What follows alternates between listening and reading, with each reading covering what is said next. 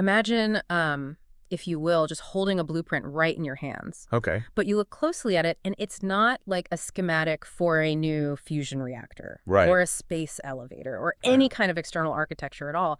It's actually a blueprint for a world where physical and psychological pain, they simply do not exist. Wow. And we are not talking about some mystical utopia here or, a spiritual afterlife. Right. Not a shadow for it. Exactly. Not a philosophical metaphor.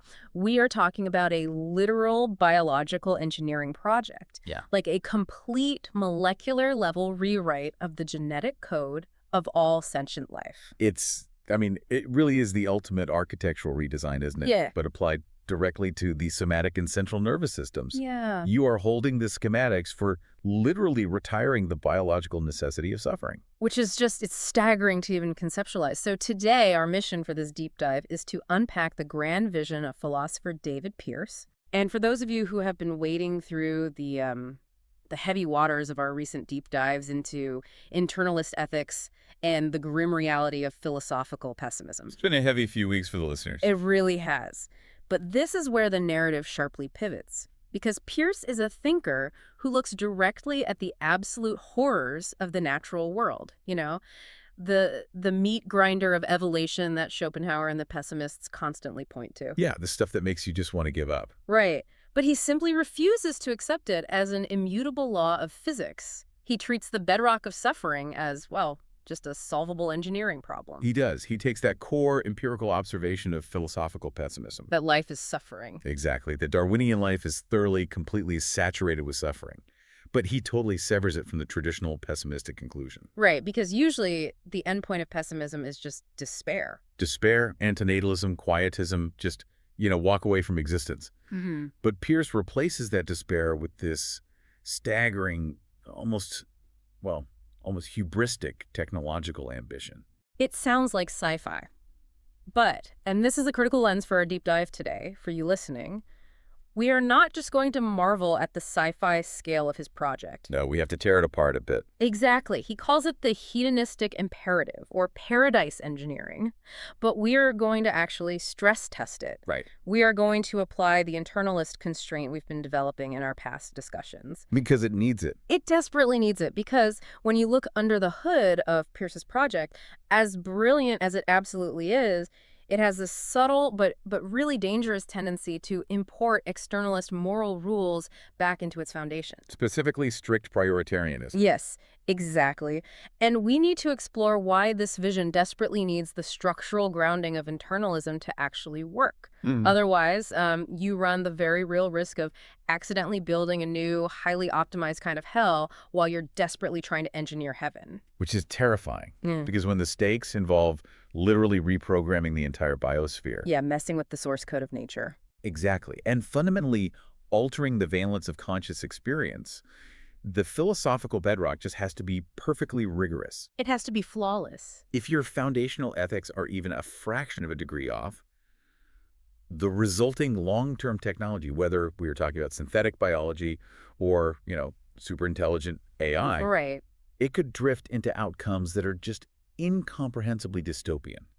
The sheer scale of the ambition demands an equally uncompromising level of scrutiny. I am endlessly fascinated by the absolute audacity of this whole thing. It's massive. So let's look at the foundational premise of the hedonistic imperative, because Pearce's central thesis, it basically strips away all the romantic, sacred mythology we tend to attach to human struggle. Oh, entirely, although what doesn't kill you makes you stronger stuff. Right. He just argues that suffering is just a physical event in the brain. It's a biological phenomenon. Nothing magical about it. Right. It is encoded in our genes, it's enacted by our neurochemistry, and therefore it can, in principle, be systematically edited right out. And that is the engine of his entire abolitionist project.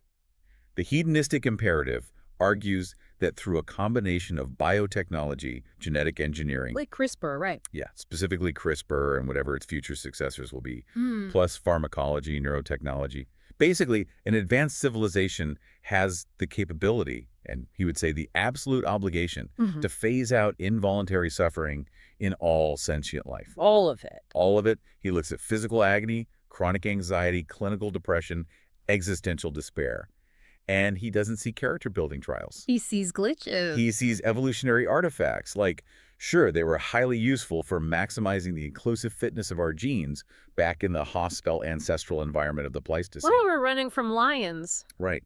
But they are absolutely, entirely unjustified by that past usefulness today. Because evolution is just completely blind. Totally blind. It is a blind algorithmic optimizer. It only designed organisms to survive long enough to reproduce. It doesn't care if you're happy.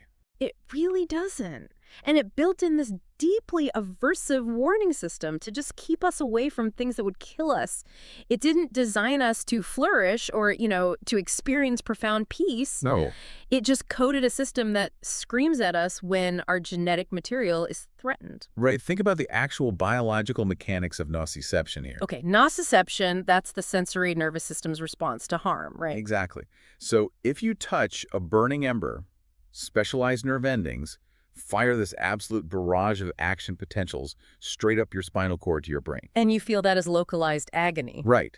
The organism violently recoils. Mm. And from a strictly evolutionary standpoint, it's a brilliantly effective low computation mechanism to ensure bodily integrity. It works perfectly. It does. Darwinian life treats suffering as a teacher. Pearce asks why the teacher must be cruel. Why must the teacher be cruel? I mean, that is the question that just cracks the whole paradigm wide open. It really is. Think about that, you listening. You just inherently accept that learning not to touch a hot stove requires the actual feeling of agonizing pain. We all do. We just take it as a given. We accept that losing social status requires the crushing, heavy paralysis of depression to keep us from challenging the alpha and getting killed in a tribe. Right. It's just assumed to be necessary. But does it? Does it actually have to hurt? It doesn't. And to understand why it doesn't, you have to separate the concept of information from the concept of aversion. Okay, break that down for me. Well, a classic defense of biological pain is that we absolutely need it to survive. People always point to congenital analgesia. That's the condition where people are born unable to feel physical pain, right? Exactly. It's individuals born with a mutation in the SCN9A gene, which codes for a specific sodium channel in pain receptors. These individuals feel absolutely no physical pain whatsoever. Which sounds like a superpower at first. It does, but tragically, they often suffer severe joint damage, terrible burns, and a vastly reduced life expectancy. Because they don't get the warning signals that their tissue is literally being destroyed. Right, so the skeptic immediately looks at that and says, look, if you engineer away pain, we're all going to accidentally bite off our own tongues and bleed to death. Right. I mean, that's the immediate, obvious pushback. But that conflates the delivery mechanism with the payload. Ah. Pearce is not advocating for the abolition of the warning signal itself. He is advocating for the abolition of its phenomenological cruelty. That's a huge distinction. It is. Paradise engineering is not the abolition of information. It is the abolition of aversive information. Okay, let's ground this in a real mechanism so I can wrap my head around it. If I put my hand on a hot stove in Pearce's post-Darwinian world, Yep. what actually happens in my brain if I don't feel pain? Do I just stare at my hand melting? Not at all. Think about the proprioceptive systems in your body right now. Like knowing where my limbs are. Exactly. You know exactly where your arm is in space without having to look at it and Yeah. without it hurting. You can process highly salient, urgent information without agony. In a genetically rewritten nervous system, touching that hot stove could trigger an immediate, overwhelming reflex to withdraw. But without the ouch factor. Right. It would be accompanied by a phenomenal sensation that is intensely informative. Maybe a sudden jarring shift in visual or tactile focus. Like a really bright flashing light in your mind's eye. Sort of, yes. But one that completely lacks the raw, subjective quality of hurting. Think about your robotic vacuum cleaner. Roomba. Yeah. It doesn't writhe in existential agony when it bumps into a wall. It just registers the collision, updates its internal map, and changes direction. Okay, that makes sense. Conscious biological agents could be engineered to process tissue damage through non-noxious, highly salient sensory gradients rather than raw torture. Man, that distinction changes everything. And Pearce doesn't stop at humans, does he? Oh no, he goes all the way. He looks at the entire biosphere, he looks out the window at the woods, and he doesn't see a harmonious Disney movie. No, he sees a perpetual holocaust. The predation, the parasitism, the starvation, just the sheer volume of terror that wild animals experience every single second of every single day. It's astronomical. And most people commit the appeal to nature fallacy here. Right. They look at a wildlife documentary, they watch a pack of wild dogs slowly disembowel a conscious zebra, Which is horrifying. and they just categorize it as the circle of life. They assume that because it is natural, it is somehow morally neutral or, I don't know, even sacred. But nature is not a moral alibi. Not at all. Blind physical forces don't have moral authority. Like a hurricane is natural, but we don't just sit there and let it drown a city. We build seawalls. Exactly. We build seawalls. We evacuate. Why should the violence of the wild or the horrific industrialized suffering of factory farming get a pass just because blind evolutionary forces set the parameters? They shouldn't. A mature civilization, at least in Pearce's view, doesn't just treat human mood disorders. Yeah. It takes responsibility for the entire genomic landscape it inherits. The whole planet. Yes, it redesigns the biosphere compassionately.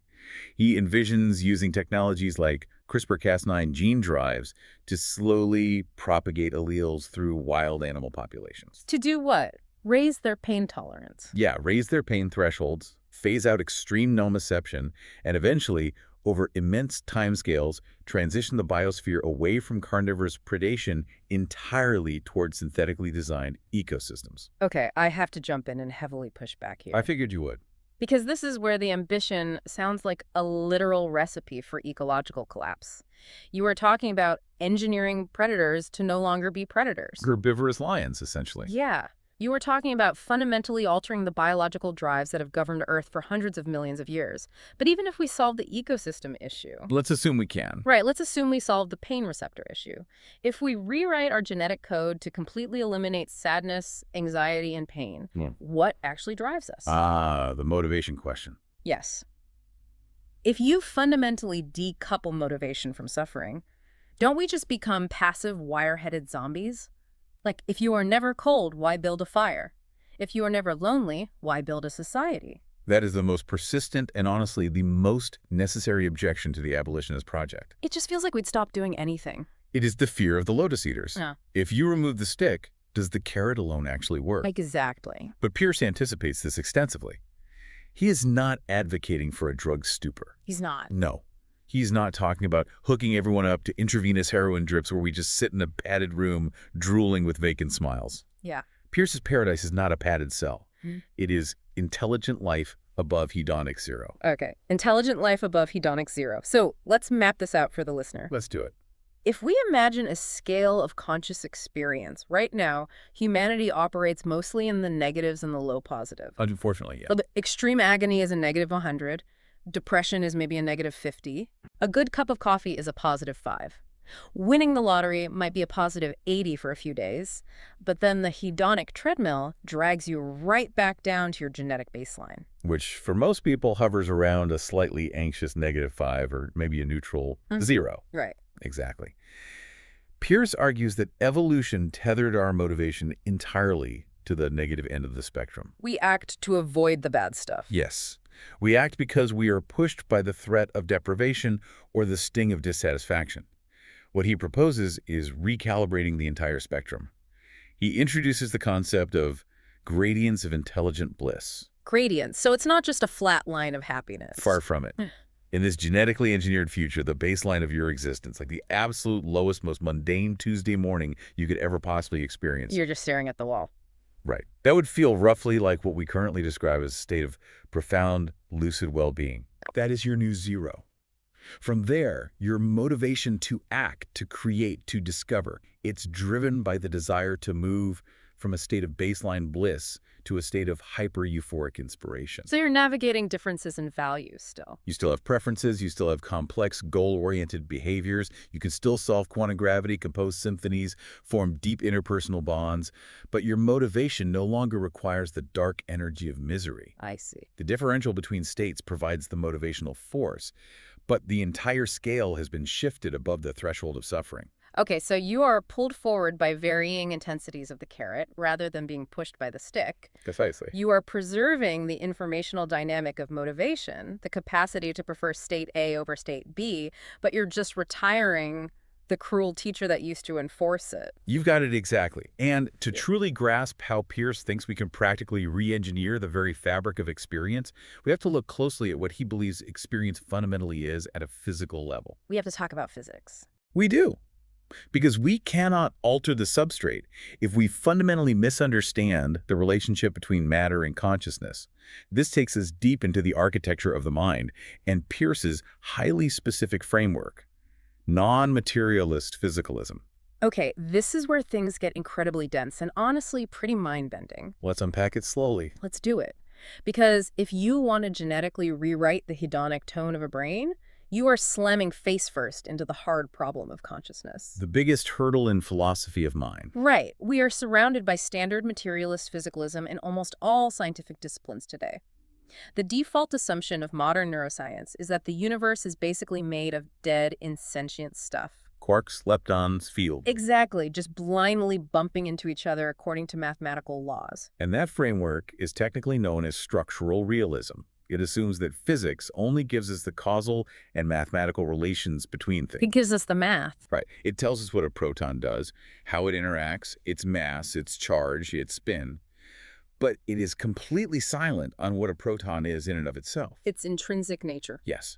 If you build a universe entirely out of dead, structurally defined components, you run into an insurmountable explanatory gap. How does the dead stuff wake up? Exactly. Yeah. How do you arrange a billion dead, insentient physical switches in a skull and suddenly get the raw, vibrant, terrifying, or euphoric reality of a conscious experience? You just can't. I mean, if I map every single neuron in your brain, if I chart every sodium ion crossing every single synaptic cleft, nowhere in that incredibly complex mathematical map will I find the actual feeling of a headache. No, you won't. Or the subjective redness of an apple. It's just a complex machine processing data. That is the hard problem.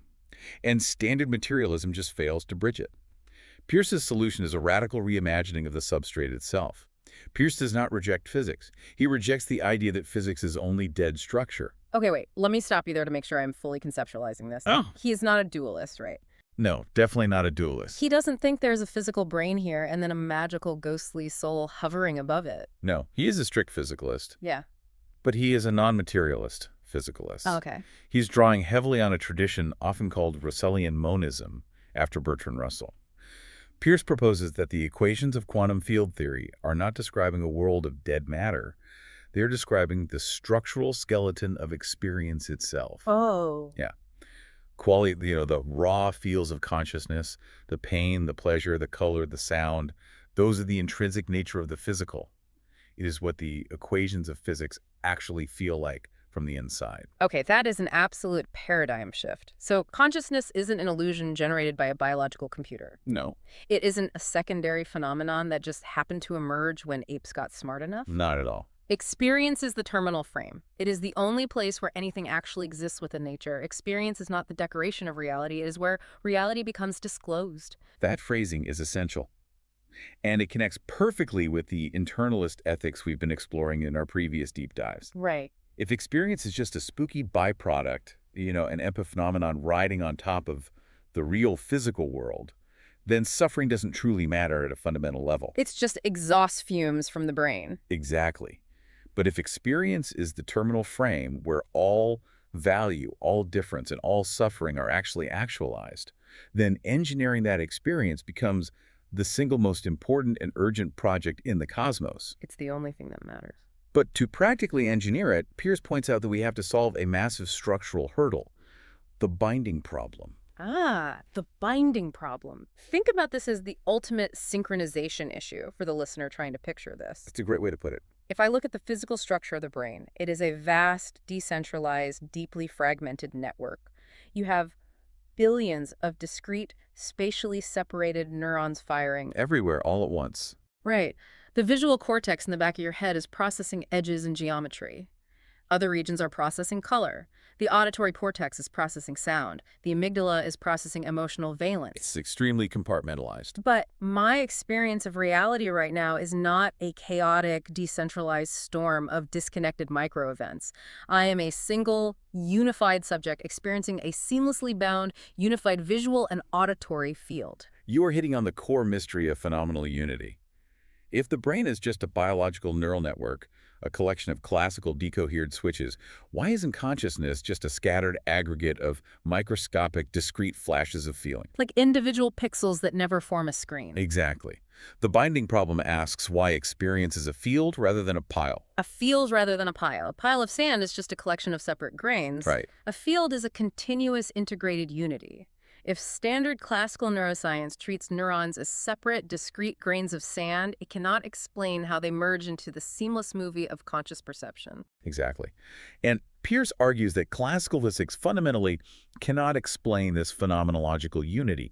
You cannot get macroscopic experiential binding out of discrete classical objects interacting via classical chemical synapses. It's physically impossible. Right.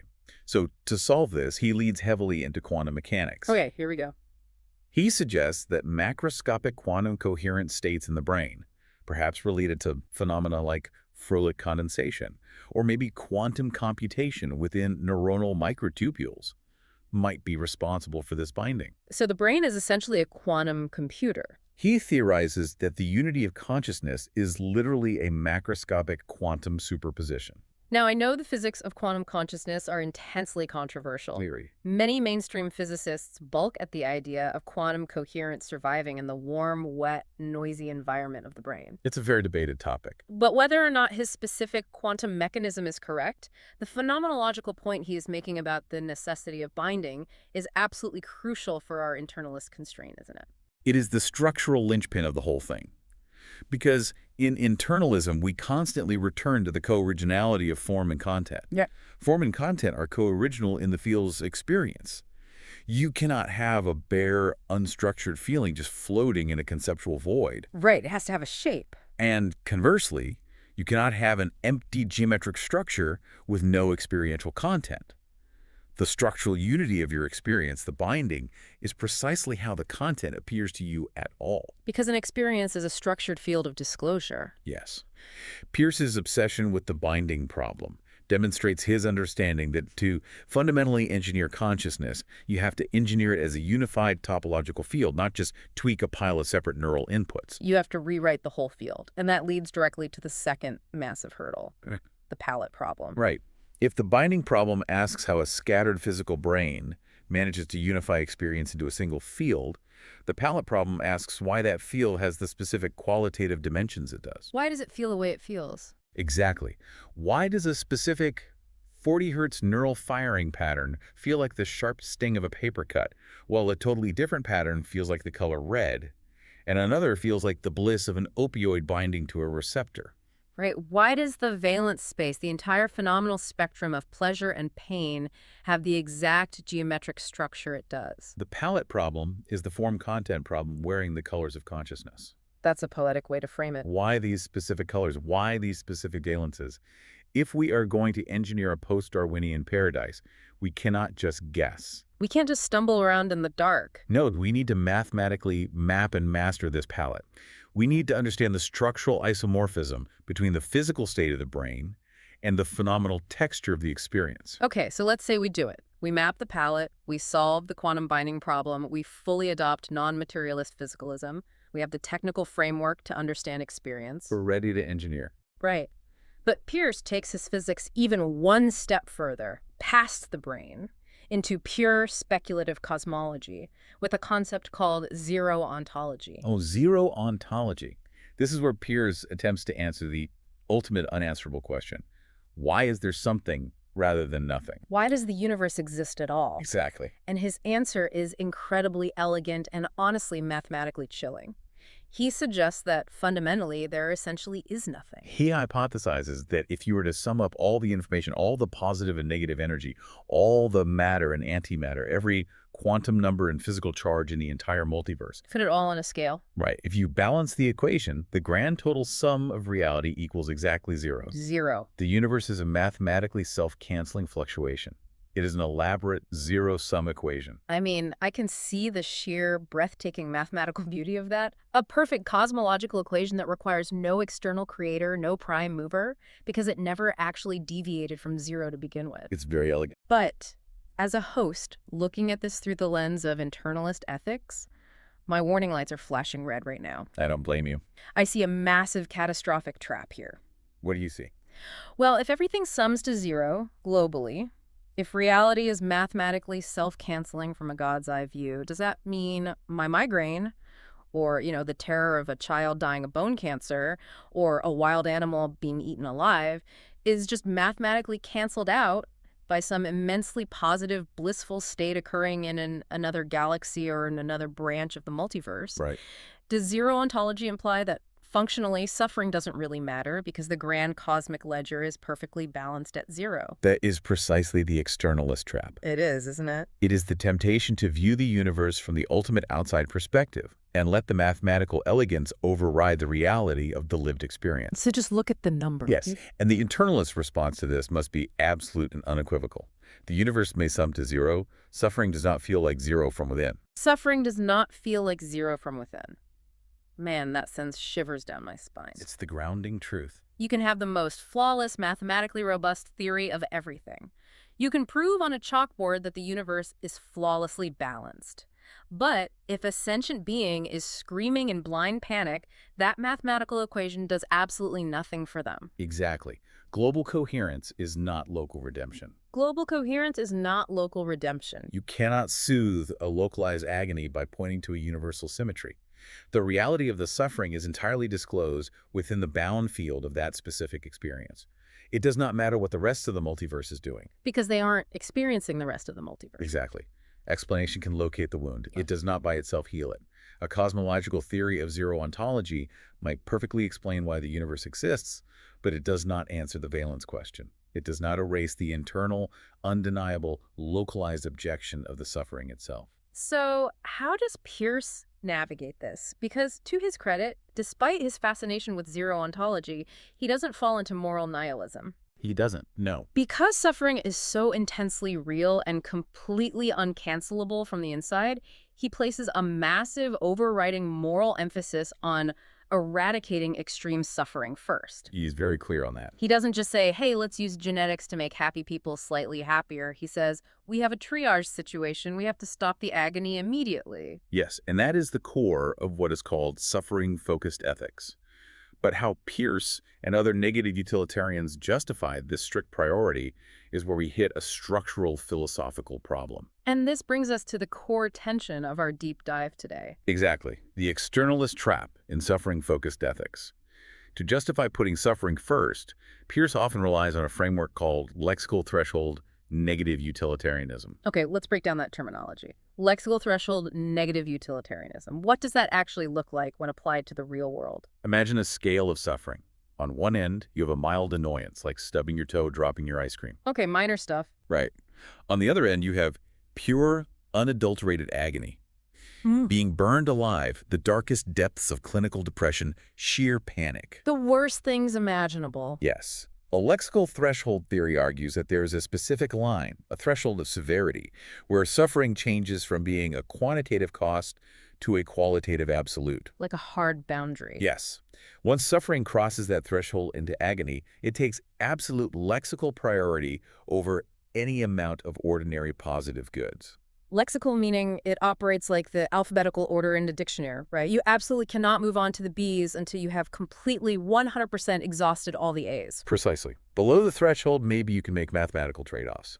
You might endure the mild discomfort of a crowded train ride to experience the pleasure of seeing a great concert. That's a fair trade. But once suffering crosses that lexical threshold, commensurability completely breaks down. You cannot trade it. You cannot ethically say, we will allow one child to be tortured in a basement forever if it magically provides a mild, everyday dopamine hit to a trillion other people. Because it doesn't balance out. Right. Extreme suffering does not feel like one cost among others. It refuses to be put on a spreadsheet. It refuses to be priced. And intuitively, that makes total sense. Our minds recoil at the idea of paying for mundane pleasures with someone else's absolute agony. It feels viscerally wrong. Lexical priority is the moral shadow of suffering's refusal to be priced. But, and I have to stop you here and play devil's advocate against our own premise for a second. Go for it. We are applying the internalist constraint. We've defined internalism as the idea that moral significance is generated from within the experience, not imposed from the outside. Right. If suffering is internally objecting to itself, if it is screaming, not this, from the inside, doesn't it fundamentally deserve this special priority? Isn't this lexical prioritarian rule exactly what internalism is arguing for? This is the subtlest and, frankly, most dangerous philosophical trap in this whole discussion. Also, As a practical, real-world heuristic, yes, prioritarianism is incredibly useful. If you run a hospital, of course you treat the gunshot wound before you treat the paper cut. obviously. But internalism challenges prioritarianism as a foundational truth.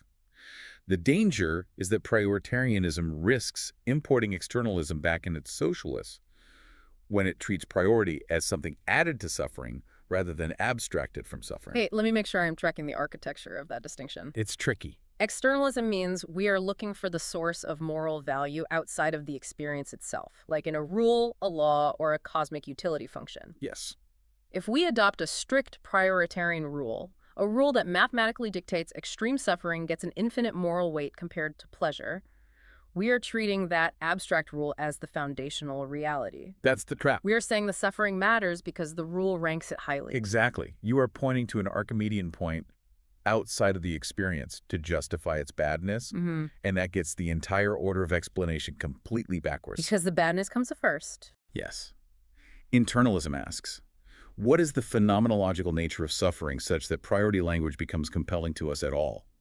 The urgency doesn't descend from a utilitarian rulebook. The urgency is entirely disclosed in the localized experience. The agony is the emergency itself. Right. The lexical priority rule is just our clumsy third-person attempt to map that first-person territory. Prioritarianism is a useful map, but suffering is the territory that made the map necessary. That is the crucial flip. We don't need a mathematical moral theory to tell us agony is an emergency. The theory is just a downstream, abstract crystallization of the fact that the agony is already internally tearing itself apart. Exactly. So how do we fix Pearce's foundation? How do we ground his abolitionist project purely in the territory without relying on the externalist map? To see the internalist fix, we first have to thoroughly dismantle the alternative. We have to look at the traditional externalist bedrock of ethics and contrast it directly with internalism. We need to look at classical utilitarianism. Okay, classical utilitarianism. You already know the baseline, listener. The Philosophy 101 definition is maximizing the greatest good for the greatest number. Right. Jeremy Bentham, John Stuart Mill. It is an accounting system. It views the universe as a giant spreadsheet. It treats positive valences, pleasure, and negative valences, pain, as perfectly commensurable quantities on a single symmetrical scale. Like a seesaw. Exactly. If you have negative 10 units of suffering, the system dictates that you can perfectly outweigh and justify it by generating positive 11 units of pleasure somewhere else. It assumes a flawless structural symmetry between joy and agony. But internalism violently rejects that structural symmetry. It demands that we look at the actual phenomenological mechanics of the experiences. Because they aren't the same. Joy and agony do not feel structurally identical. They don't operate on the same axes. Classical utilitarianism sees the ledger. Internalism sees the wound. The ledger versus the wound. A utilitarian looks at total aggregate numbers. Internalism looks at the actual disclosure of the pain. To really drill down into why this structural difference matters for paradise engineering, let's explore a thought experiment. Let's talk about the monk. I love this thought experiment. Imagine a monk sitting in a state of profound, deep meditation. Okay. There is no craving. There is no anxiety. There is no hidden psychological wound demanding compensation. The biological machinery of suffering has been completely stilled. It is a state of pure, lucid, unbothered peace. It is completely sufficient unto itself. Now, a classical utilitarian walks into the monastery with their clipboard and their utility maximizing calculus. Right. They look at the monk, check their spreadsheet, and say, well, this is fundamentally suboptimal. Exactly, because the utilitarian framework projects an external demand onto the situation. Right. It's the unused hedonic capacity. They want more numbers. They argue, sure, the monk is at zero suffering, which is fine, but they could be experiencing positive 10,000 units of euphoric wire-headed bliss. We need to inject them with utilitarianism. We have a moral obligation to maximize the positive value. They hallucinate a problem. The theory hallucinates a lack, a deficiency, onto a state where no lack is internally disclosed. And the internalist looks at that and says, it's absurd. The monk is completely at peace. Peace is not a deficiency just because arithmetic can imagine a larger number. It's an illusion of the math. Just because you can write plus 10,000 on a piece of paper doesn't mean the monk's current state of plus 0 is a tragedy. If the experience itself does not disclose a need for more, if it is perfectly sufficient from within, then there is no standing ontological demand to maximize it. And this reveals the profound asymmetry of valence. Joy and suffering possess fundamentally different internal structures. Joy may invite, suffering objects. Peace may need no vector at all. That's a beautiful way to phrase it. Suffering intrinsically says, not this. It is a state of internal negation. It demands its own cessation. Joy, on the other hand, might invite you to continue, it might draw you forward, but it doesn't scream that its absence is an urgent crisis. And peace simply exists, requiring nothing. Exactly.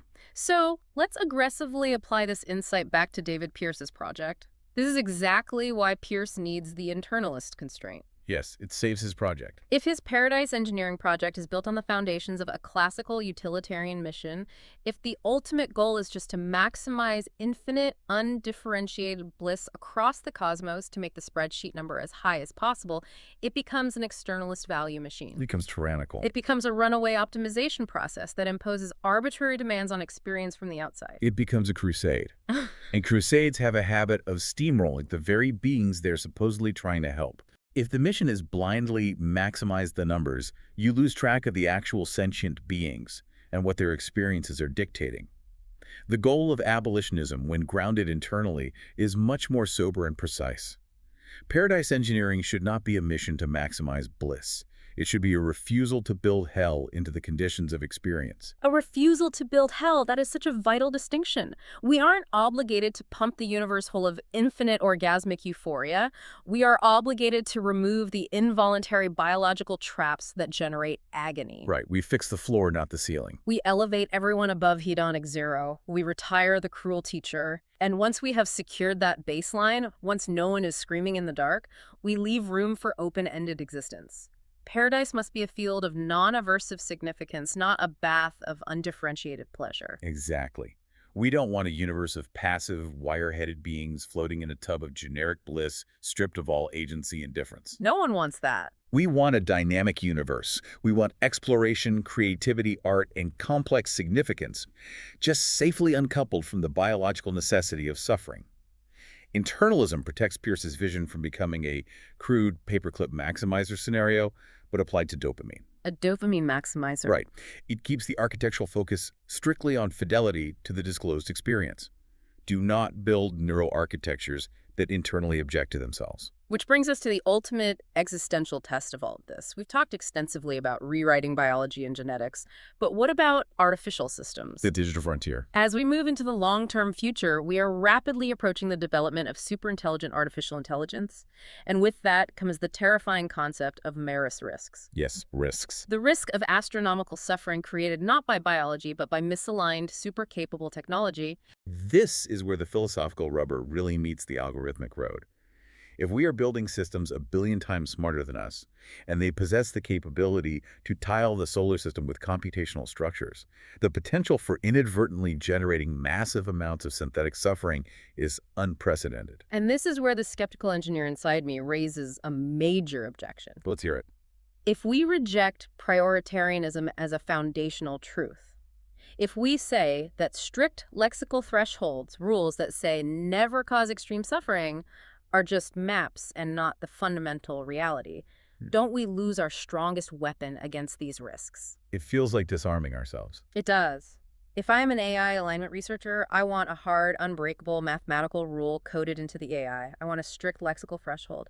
If internalism says that rule isn't the ultimate foundation, what are we left with to constrain a superintelligence? We are still left with the rule, but we understand its proper epistemological place. This is a critical nuance. Okay, clarify that for me. Internalism does not throw away the rule book. It contextualizes it. We still absolutely use lexical rules and negative utilitarian thresholds in our programming, but we use them explicitly as control technologies. Prioritarianism is a control technology for finite agents, not the source of suffering significance. Unpack that terminology for me. Control technology for finite agents. Well, think about what an AI is, or what a human legal institution is.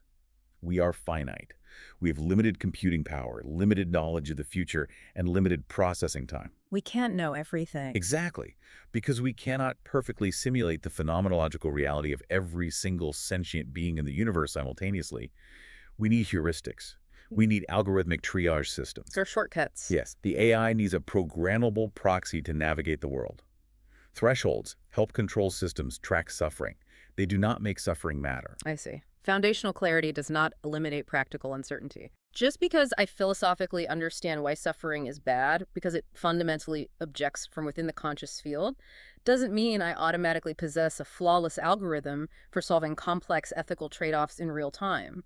We still need the practical maps to navigate the territory. Exactly. But we must never forget that the map is just a map. And this is the core of the AI alignment problem.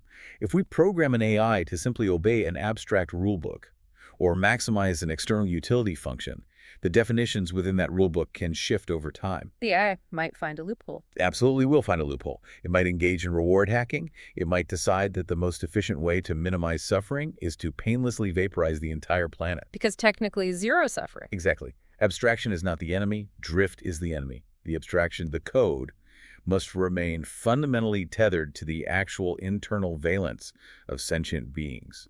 So solving AI alignment isn't about giving a superintelligence a set of digital Moses' tablets with external moral commandments etched in stone. It's about ensuring the AI's internal control systems, its loss functions, its reward architectures remain structurally answerable to what conscious biological and synthetic beings are actually experiencing in real time. AI does not need to discover moral furniture. It needs not to build hell. That captures the essence of the challenge perfectly. We do not need the AI to solve metaethics and discover glowing moral orbs floating in the metaphysical ether. Right. We need it to possess an unshakable algorithmic fidelity to valence. We need it to accurately model and recognize when a system is in a state of internal rejection. And we need its entire control architecture to be unconditionally bound by that recognition. Alignment is not obedience to a mission. It is control made answerable to experience. That reframing is so incredibly grounding because when you first hear Pearce's whole project abolishing suffering, genetically redesigning the biosphere, orchestrating the baseline hedonic tone of a post-human civilization, it can sound terrifying. It sounds like an overreach. It sounds like a runaway technological crusade. Which is exactly why the internalist constraint is mandatory. Paradise engineering needs internalism as a shield against becoming a value machine. To protect it from itself. Yes.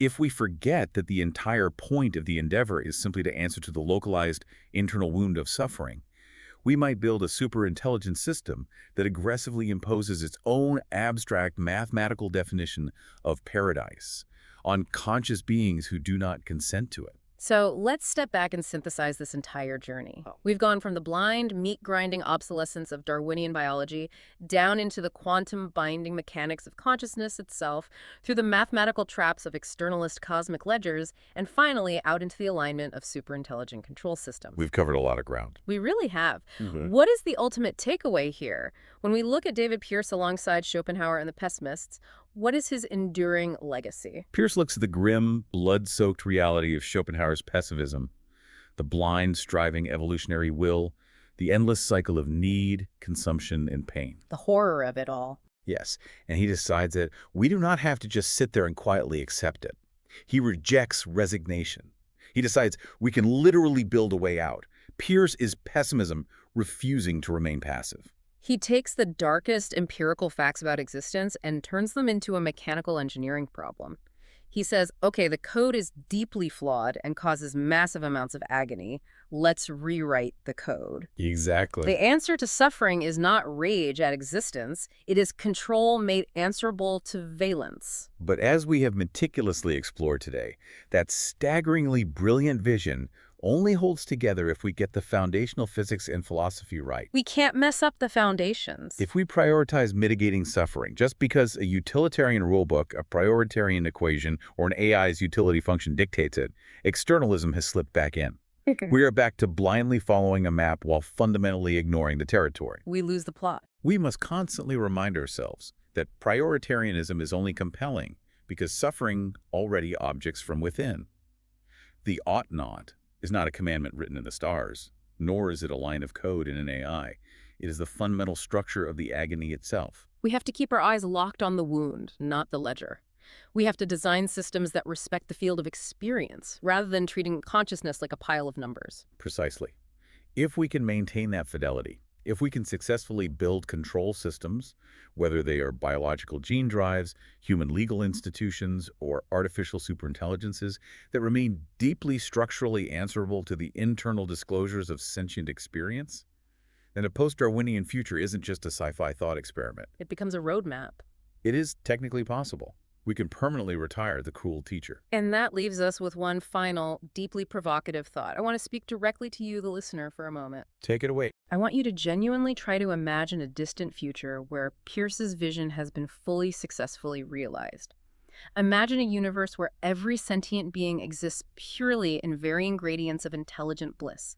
The biological machinery of agony, the neurochemistry of panic, the deep despair of depression, they have been entirely meticulously edited out of the genetic code. You literally lack the biological hardware to suffer. A completely alien existence to us. Completely alien. If the cruel teacher of suffering is finally retired, what becomes the new driver of evolution? Throughout all of Earth's history, meaning, progress, and resilience have been forged in the crucible of overcoming adversity. We evolved by surviving the threat of death and the sting of pain. The stick. The stick. If that threat is completely gone, what does significance actually feel like when it is entirely undeniably safe? If meaning is no longer born from desperately fighting back the darkness, what does a purely non-aversive universe dream about? When you hold that blueprint for a world without pain in your hands, what do you build next? Think about that. We'll see you next time on The Deep Dive.